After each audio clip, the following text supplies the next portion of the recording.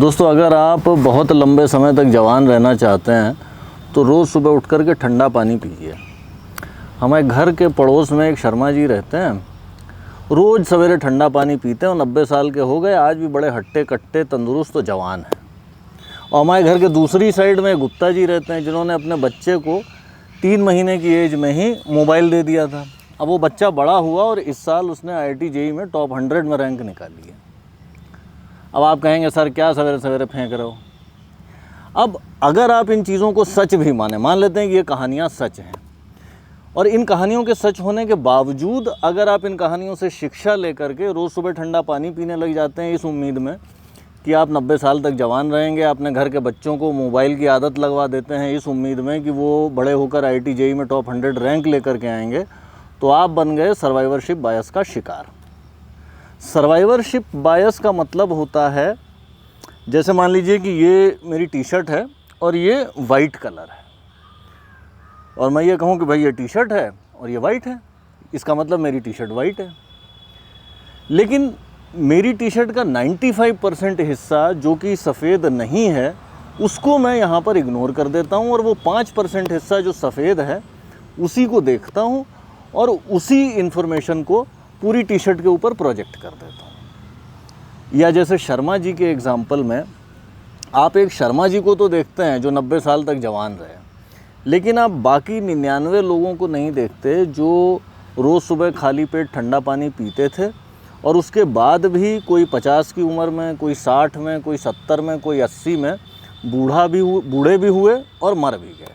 उन सारों को आप नहीं देखते। या गुप्ता जी के बेटे को तो आप देखते हैं जिसको मोबाइल की लत लगी हुई थी और जो IIT JEE में 100 रैंक लेकर के आया, लेकिन बाकी हज़ारों बच्चों को नहीं देखते जिनको मोबाइल की लत लगी और वो अपना पढ़ाई में गड़बड़ा गए, फोकस अटेंशन की प्रॉब्लम्स हो गई, फिज़िकल एक्टिविटी कम हो गई, मेंटल हेल्थ इश्यूज़ हो गए और तमाम प्रॉब्लम्स हो गई और किसी ना किसी स्टेज पर वो धराशायी हो गए। यानी सेलेक्टिव व्यूइंग ऑफ डेटा, जहाँ पर आप केवल सर्वाइवर को या इस तरह के एग्जाम्पल्स को जो आपकी स्टोरी को सपोर्ट करते हैं उसको पिक करते हैं और बाकी के काउंटर डेटा को आप इग्नोर कर देते हैं। और दोस्तों, सर्वाइवरशिप बायस में फंसने की हमारी टेंडेंसी इतनी स्ट्रांग होती है कि कई बार तो हम खुद इसमें फंस जाते हैं, और कई बार दूसरों की तरफ से हल्की सी हेल्प या एक ख़ास ऑर्डर में आपको एक ख़ास तरीके से इन्फॉर्मेशन परोसी जाए तो आप बड़े आराम से सर्वाइवरशिप बायस में दूसरों की मदद से गिर जाते हैं।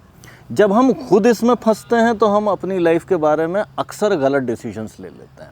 मान लीजिए कि मैं एक छोटा सा बच्चा हूँ जो क्रिकेट में बड़ा इंटरेस्टेड है और मैं क्रिकेट खेलता भी हूँ, एकेडमी में जाके ट्रेनिंग भी लेता हूँ और मैं क्रिकेट प्लेयर बनना चाहता हूँ। अब मुझे MS धोनी की लाइफ स्टोरी के बारे में पता चलता है और मुझे पता चलता है कि भाई MS धोनी ने क्रिकेट पे कंसंट्रेट करने के लिए अपने स्कूल का एग्ज़ाम छोड़ दिया था, और मैं भी ये सोचने लग जाता हूँ कि यार देखो, MS धोनी ने एग्ज़ाम छोड़ा था और वो इतने बड़े क्रिकेटर बने, तो मैं भी एग्ज़ाम छोड़ देता हूँ, मैं भी MS धोनी की तरह बड़ा क्रिकेटर बन जाऊँगा। लेकिन यहाँ पर भी मैं सर्वाइवरशिप बायस का शिकार हो रहा हूँ। एक MS धोनी तो उन्होंने एग्ज़ाम छोड़ा और बहुत बड़े क्रिकेटर बने, लेकिन बहुत सारे ऐसे बच्चे जिन्होंने एग्ज़ाम छोड़ा क्रिकेट के लिए और जो MS धोनी नहीं बन पाए, उनको मैं इस स्टडी में या इस थिंकिंग प्रोसेस में इंक्लूड नहीं कर रहा हूँ। और दोस्तों, कई बार ऐसी स्थिति होगी कि दूसरे लोग आपको इस सर्वाइवरशिप बायस में हल्का सा पुश कर देंगे और आप बड़े आराम से मैनिपुलेट किए जा सकते हैं। अक्सर ऐसी स्थितियां तब आती हैं जब कोई व्यक्ति आपको कुछ सेल करने की कोशिश कर रहा होता है या कोई हमें कुछ बेचने की कोशिश कर रहा है। उस केस में आपको इस तरह की बहुत सारे एग्जांपल्स देखने को मिलेंगे। आप देखेंगे कि जैसे शाहरुख खान को आप फेयर एंड हैंडसम के ऐड में देखेंगे और आप देखेंगे कि भाई शाहरुख खान जैसा हैंडसम चार्मिंग आदमी, एक हाथ में फेयर एंड हैंडसम, और आपका दिमाग तुरंत कॉजेशन इम्प्लाई करने लग जाएगा कि हाँ भाई, शाहरुख खान जो है वो इतना हैंडसम इस वजह से है क्योंकि वो फेयर एंड हैंडसम का इस्तेमाल करता है। लेकिन शाहरुख खान तो एक्सेप्शनल एग्जाम्पल हैं, वो तो सर्वाइवर हैं। अब वो क्रीम ना भी लगाएं तब भी बहुत तगड़े हैंडसम हैं। बाकी बहुत सारे लोग जिन्होंने फेयर एंड हैंडसम क्रीम लगाई इस उम्मीद में कि हम शाहरुख खान जैसे हैंडसम बन जाएंगे, और जो नहीं बने वो सारे के सारे इस पूरी पिक्चर से गायब हैं। या आपने कोचिंग इंस्टीट्यूट्स के एड्स देखे होंगे कि भाई सुपरस्टार कोचिंग, और ये रहा ऑल इंडिया रैंक 1, ये रहा ऑल इंडिया रैंक 2, ये रहा ऑल इंडिया रैंक 3। उनके फ़ोटो बने होंगे और तमाम और चीज़ें, रोल नंबर वगैरह लिखा रहेगा। उन हज़ारों बच्चों के रोल नंबर और फ़ोटो उस ऐड में नहीं होंगे जिन्होंने उस कोचिंग से शिक्षा ली और जिनकी कोई रैंक नहीं आई। यानी classical use of survivorship bias आपको सामान बेचने के लिए, और ये काम इसलिए कर जाता है क्योंकि हमारा दिमाग एक कॉजैलिटी इम्प्लाई कर लेता है। हम देखते हैं हाँ ये 3 फ़ोटो, रैंक 1 2 3 और ये कोचिंग का नाम, और ये कनेक्शन हम बैठा लेते हैं कि भाई इस कोचिंग की वजह से ही उन 3 बच्चों की रैंक 1 2 3 आई। मोस्ट लाइकली सिचुएशन ये होगी कि अगर वो बच्चे उस जगह कोचिंग नहीं भी लेते तो भी उनकी रैंक बड़ी अच्छी आती, लेकिन हम उस कॉजैलिटी को इम्प्लाई कर लेते हैं। अच्छा, कई बार आप देखेंगे कि दूसरे लोग इस बायस के प्रति हमारी टेंडेंसी का इस्तेमाल हमको मिसलीड करने के लिए या हमारी थिंकिंग को इन्फ्लुएंस करने के लिए कर लेते हैं। मान लीजिए कि आपके हॉस्टल में खाना ख़राब मिलता है और ख़राब खाना खा करके 10-12 बच्चे बीमार पड़ गए। आप वार्डन के पास गए, आपने शिकायत की कि सर खाना खा करके 15 बच्चे बीमार पड़ गए हैं। वार्डन बोलता है कि अरे ऐसा कैसे हो गया, मैंने भी तो वही खाना खाया, मैं तो हट्टा कट्टा तंदुरुस्त हूँ। अब यहाँ पर भी सर्वाइवरशिप बायस का इस्तेमाल हो रहा है। वार्डन तो उस खाने का सर्वाइवर है, वो खाना खाने के बावजूद वो बीमार नहीं पड़ा। आइडियली तो सवाल ये होना चाहिए कि भाई कितने लोगों ने हॉस्टल का खाना खाया और उसमें से कितने % लोग बीमार पड़े, कितने % लोग सही हैं। लेकिन यहाँ पर हम एक एक्सेप्शनल एग्जाम्पल को लेकर, एक सर्वाइवर का एग्जाम्पल को लेकर बाकी पूरी पॉपुलेशन के ऊपर, पूरे डेटा सेट के ऊपर उसको हम प्रोजेक्ट कर देते हैं। या फिर मैं ये कहूँ कि हमारा एजुकेशन सिस्टम बिल्कुल परफेक्ट है, सबको इक्वल अपॉर्चुनिटी देता है, और देखिए आप रिक्शे वाले के बच्चे भी IAS बन जाते हैं। यहाँ पर मैं एक रिक्शे वाले का बच्चा जो IAS बन गया उसका एग्जाम्पल तो ले रहा हूँ, लेकिन उन हज़ारों करोड़ों बच्चों का जो कि अंडर प्रिविलेज्ड सिचुएशन में थे, जो IAS बनने की 100 स्टेप की जर्नी में किसी न किसी स्टेप पर साइड में गिर गए किसी न किसी वजह से, उनको मैं इग्नोर किए दे रहा हूँ। और अगर इस डेटा के आधार पर मैं ये कंक्लूड करता हूँ कि हमारा एजुकेशन सिस्टम परफेक्ट है और सबको बराबर अपॉर्चुनिटी देता है, तो मैं एक गलत कंक्लूजन पे पहुँचता हूँ। और दोस्तों, हमारे दिमाग की एक और टेंडेंसी होती है कि आप उसे 4-5 डेटा सेट्स दीजिए, डेटा के पीसेस दीजिए, और उसमें वो कनेक्शन और पैटर्न्स ढूंढ लेता है। और इस टेंडेंसी को जब आप सर्वाइवरशिप बायस के साथ में कंबाइन करते हैं तो एक बड़ा पावरफुल टूल बनता है, जिसकी वजह से आप बड़े आराम से प्रोपेगेंडा के शिकार हो सकते हैं। मान लीजिए कि मैं आपको 5-6 न्यूज़ आइटम्स बताता हूँ। एक, दिल्ली में एक पड़ोसी ने पार्किंग के झगड़े में दूसरे पड़ोसी का मर्डर कर दिया। जो मारने वाला पड़ोसी था वो गंजा था, उसके सर पे कोई बाल नहीं थे। दूसरी घटना भोपाल की है, जहाँ पे 2 पड़ोसी अड़ोस पड़ोस में रहा करते थे और उनके बच्चों में झगड़ा हुआ। एक पड़ोसी ने दूसरे पड़ोसी का मर्डर कर दिया। मारने वाला यहाँ पर भी गंजा व्यक्ति था, मरने वाला नॉर्मल बालों वाला व्यक्ति था। इसी तरीके से एक खबर कलकत्ता से है, जहाँ पे अगेन 2 पड़ोसियों में झगड़ा हुआ। शायद एक ज़्यादा तेज़ म्यूज़िक प्ले कर रहा था, एक पड़ोसी ने दूसरे पड़ोसी का मर्डर कर दिया, मारने वाला फिर गंजा था। और इस तरह की 3-4 और मैं खबरें आपको सुनाता हूँ, जहाँ पे गंजे व्यक्ति ने अपने पड़ोसी का किसी मामूली रीज़न से मर्डर कर दिया। मैं इसके आगे कुछ नहीं कहता, लेकिन आपके दिमाग में एक तो कनेक्शन बैठने लग जाता है कि अच्छा यार, वहाँ भी गंजे ने मारा, वहाँ भी गंजे ने मारा, वहाँ भी गंजे ने मारा, वहाँ भी गंजे ने मारा, कुछ तो हो रहा है। अच्छा, फिर आप सर्वाइवरशिप बायस का शिकार होने लग जाते हैं। आपको ये 5 गंजे तो दिखते हैं जिन्होंने अपने पड़ोसी का मर्डर किया, लेकिन वो इनफाइनाइट गंजे नहीं दिखते जो अपने पड़ोसियों के साथ हंसी खुशी मिल बांट के फैमिली की तरह रह रहे हैं। और सडनली होता ये है कि जिस दिन आपके पड़ोस में कोई गंजे भाई साहब रहने आते हैं, उस दिन से आपको रात में चैन से नींद आना बंद हो जाता है। दोस्तों, सर्वाइवरशिप बायस से एक तो आप अपनी लाइफ के फैसले गलत ले जाते हैं, दूसरा आप बड़ी आसानी से मैनिपुलेशन और प्रोपेगेंडा का शिकार हो सकते हैं, तीसरा असर ये होता है कि जो आउटकम है, जो रिज़ल्ट है, या जिसको आप सक्सेस की तरह देख रहे हैं, उसके प्रोसेस को आप ट्रिवियलाइज़ कर देते हैं, ओवर सिंप्लीफाई कर देते हैं। जैसे शर्मा जी का एग्जांपल है। शर्मा जी 90 साल तक जवान रहे। अब उसमें बहुत सारे फैक्टर्स का रोल रहा। ऐसा हुआ तो बहुत सारे कारणों की वजह से हुआ। भाई, शर्मा जी के जेनेटिक्स एक्सेप्शनल रहे होंगे।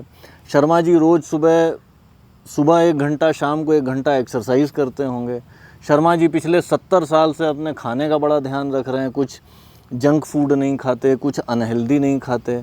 शर्मा जी जहाँ रहते हैं वहाँ बिल्कुल पोल्यूशन नहीं है। शर्मा जी ने अपनी लाइफ में स्ट्रेस को बिल्कुल जगह नहीं दी। शर्मा जी के आस पड़ोस दोस्तों का, अच्छे रिश्तेदारों का, केयरिंग रिश्तों का एक बड़ा सारा सर्कल है और 500 अलग अलग कारण होंगे।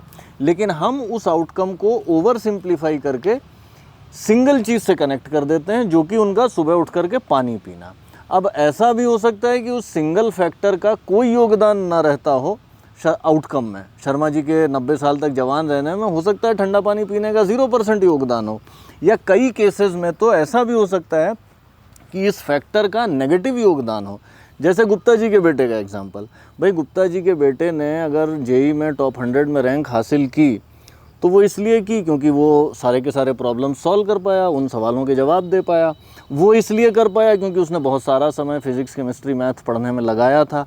वो इसलिए कर पाया क्योंकि उसको इंटरेस्ट था, या उसको सही समय पर सपोर्ट और एनकरेजमेंट मिल रहा था, टीचर्स मिल रहे थे, किताबें मिल रही थी, बहुत सारी चीज़ें over a period of several years उन सारे फैक्टर्स ने काम किया। अब हमने क्या किया, हमने ओवर सिंप्लीफाई करके उनके गुप्ता जी के बेटे के जेईई में टॉप 100 आने को उसकी मोबाइल फ़ोन यूज़ करने की आदत से कनेक्ट कर दिया। अब ऐसा बिल्कुल हो सकता है कि मोबाइल फ़ोन की आदत ने कोई भी पॉजिटिव कंट्रीब्यूशन उसके रिज़ल्ट में ना दिया हो, बल्कि ऐसा हो सकता है कि उसने नेगेटिव इम्पैक्ट डाला हो। अगर ये मोबाइल फ़ोन नहीं यूज़ करता तो शायद टॉप 50 में आ जाता। लेकिन जब हम इस बायस का शिकार होते हैं तो हम एक कॉम्प्लेक्स आउटकम को एक सिंपल रीज़न से जोड़ देते हैं। कई बार उस रीज़न का उस आउटकम के प्रति कोई योगदान नहीं होता, कई बार नेगेटिव योगदान भी होता है। तो आप अक्सर सक्सेस के बारे में या आउटकम के बारे में गलत ओपिनियंस और गलत व्यूज़ लेकर के आगे बढ़ जाते हैं। अब आप कहेंगे कि सर ठीक है, मैनिपुलेशन से तो हम बचते हैं, और शाहरुख खान के ऐड को देख करके भी हम ये सोच लेंगे कि हाँ भैया शाहरुख खान तो बचपन से ही हैंडसम है, फेयर एंड हैंडसम क्रीम का कोई रोल नहीं है। लेकिन इसका मतलब क्या ये है कि हम कभी अपने हीरोज़ से या बड़े लोगों से या सुपरस्टार से प्रेरणा ही न लें? कभी हम ये सोचें ही नहीं कि MS धोनी ने की तरह हम क्रिकेट में डेडिकेट हो जाएं ताकि हम एक दिन MS धोनी की तरह बड़े क्रिकेटर बन सकें? तो दोस्तों ऐसा नहीं है।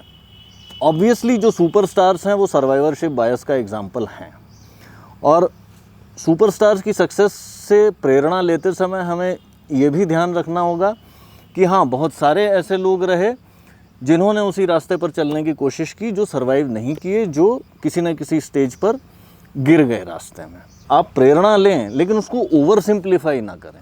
ये ना सोचें कि स्टीव जॉब्स इतना बड़ा आदमी इसलिए बन गया क्योंकि वो स्कूल ड्रॉप आउट था। वो स्कूल ड्रॉप आउट था और उसने 500 और काम किए, और उसने 500 और अलग तरह के सेक्रीफाइसेस किए। कई बार उसके जजमेंट्स सही साबित हुए, कुछ काफ़ी हद तक लक का भी रोल रहा, काफ़ी हद तक उसके आस पड़ोस के लोगों का, आस पड़ोस की परिस्थितियों का रोल रहा। तो ये बहुत सारे फैक्टर्स थे जिन्होंने इस आउटकम को जन्म दिया। स्कूल ड्रॉप आउट होना स्टीव जॉब्स की जर्नी का एक स्टेप था। इसी तरीके से एग्ज़ाम को छोड़ देना MS धोनी की जर्नी का एक स्टेप था। रोज़ सुबह ठंडा पानी पीना शर्मा जी की जर्नी का एक स्टेप है, और ये स्टेप हो सकता है जिस आउटकम के बारे में आप देख रहे हैं उससे कनेक्टेड भी ना हो। तो आप प्रेरणा ज़रूर लें, लेकिन उसको ओवर सिंप्लीफाई ना करें, एक सिंगल फैक्टर से ना जोड़ें कि भैया MS धोनी बनने के लिए तो हमको एक ही काम करना है कि स्कूल का एग्ज़ाम छोड़ दो। और दोस्तों एक सवाल और उठता है कि अगर इतना आसान है हमें सर्वाइवरशिप बायस में ढकेलना, तो हम इससे बचें कैसे? और दोस्तों बचने का बेस्ट मोस्ट इफ़ेक्टिव तरीका यह है कि हम सवाल ये पूछें कि व्हाट इज़ द परसेंटेज। यानी जब मैं शर्मा जी का एग्जांपल आपको देता हूँ कि रोज़ सुबह उठ कर के ठंडा पानी पीते हैं और 90 साल तक जवान हैं, आप मुझसे पूछिए व्हाट इज़ द परसेंटेज। कितने % लोग जो रोज़ सुबह ठंडा पानी पीते हैं वो 90 साल तक जवान रहते हैं? या अगर मैं कोचिंग सेंटर वाला हूँ और मैं आपको बोलता हूँ कि देखो मेरी कोचिंग से ऑल इंडिया रैंक 1, 2, 3 आए, आप मुझसे ये पूछिए कि कितने बच्चे आपकी कोचिंग में गए और उनमें से कितने बच्चे ये रैंक्स लेकर के आए। What is the percentage. इसी तरीके से गुप्ता जी के बेटे के एग्जांपल में व्हाट इज़ द परसेंटेज। कितने बच्चे जो मोबाइल से खेलते हैं या मोबाइल का रेगुलर इस्तेमाल करते हैं वो IIT JEE में टॉप 100 रैंक लेकर के आते हैं। दोस्तों ये तो थी कहानी सर्वाइवरशिप बायस की। जल्दी मिलते हैं अगले एपिसोड में, तब तक के लिए बाय बाय।